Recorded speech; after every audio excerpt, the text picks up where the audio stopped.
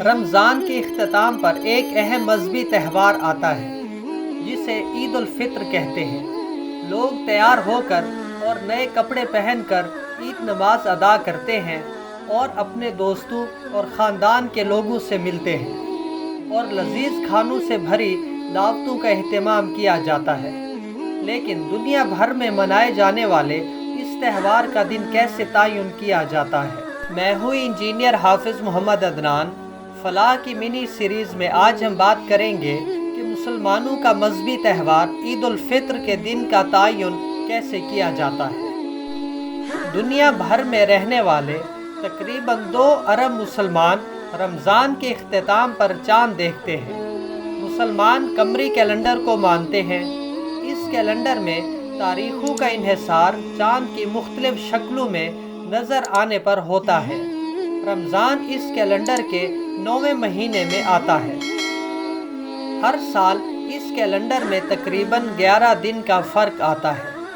قمری کیلنڈر مسلمانوں کے لیے بہت اہم ہے اور اسی کیلنڈر اور چاند کو دیکھ کر نہ صرف رمضان کی تاریخوں کا تعین کیا جاتا ہے بلکہ عید کون سے دن ہے اس کا فیصلہ بھی چاند دیکھ کر ہی کیا جاتا ہے۔ مسلمان رمضان میں جو روزے رکھتے ہیں، اگر ان کا انحصار شمسی کیلنڈر پر ہوتا تو دنیا میں ہر جگہ رمضان مختلف اوقات اور مہینوں میں منایا جاتا۔ کچھ ملکوں میں یہ دسمبر میں آتا اور کچھ میں یہ جون میں مناتے۔ لیکن قمری کیلنڈر کے حساب سے سارے مسلمان دنیا بھر میں رمضان ایک ساتھ مناتے ہیں۔ نہ صرف ایک ساتھ بلکہ بدلتی تاریخوں کی وجہ سے انہیں الگ الگ موسموں میں رمضان کا تجربہ ہوتا ہے۔ عید کا دن قمری کیلنڈر کے 10ویں مہینے شوال کی پہلی تاریخ کو آتا ہے۔ لیکن اسلام میں اس بات پر بحث ہوتی آئی ہے کہ عید کا اصل دن کون سا ہے اور اس کا تعین کیسے کیا جانا چاہیے۔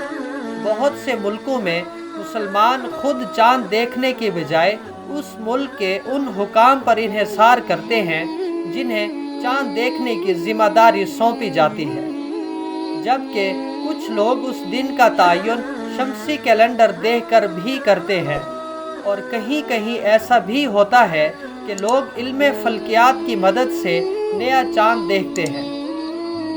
پوری دنیا کبھی بھی ایک ہی دن عید نہیں مناتی، حالانکہ عید منانے کی تاریخوں میں زیادہ سے زیادہ 1 یا 2 دن کا فرق ہوتا ہے۔ مثال کے طور پر سعودی عرب میں عید کب ہوگی، اس کا فیصلہ تب کیا جاتا ہے جب عام عوام میں سے کچھ لوگوں کو چاند نظر آیا ہو۔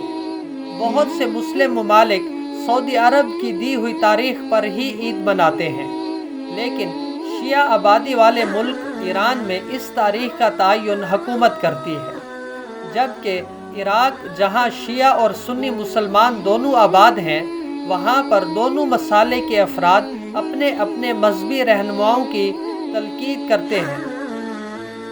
عراق میں سن 2016 میں پہلی بار شیعہ اور سنی مسلمانوں نے ایک ساتھ عید منائی تھی، جبکہ ترکی جو کہ ایک سیکولر ملک ہے، عید کے دن کا تعین علم فلکیات کی مدد سے کرتا ہے، اور یورپ میں مسلمان اپنی اپنی برادریوں کے رہنماؤں کے فیصلے پر عمل کرتے ہیں، اور پاکستان میں ہلال احمر کی کمیٹی عید کے دن کا تعین کرتی ہے، جو کہ عمومی طور پر سعودی عرب سے 1 دن بعد ہوتی ہے۔ عید الفطر اسلامی دنیا کا اہم ترین تہوار ہے اور دنیا کے ہر ملک میں جہاں پیروان اسلام سکونت پذیر ہیں بڑے اہتمام سے منائی جاتی ہے۔ ہر ملک میں اس کا الگ نام اور الگ ذائقے ہیں، لیکن اس کی رنگینی اور گہما گہمی میں کوئی فرق نہیں۔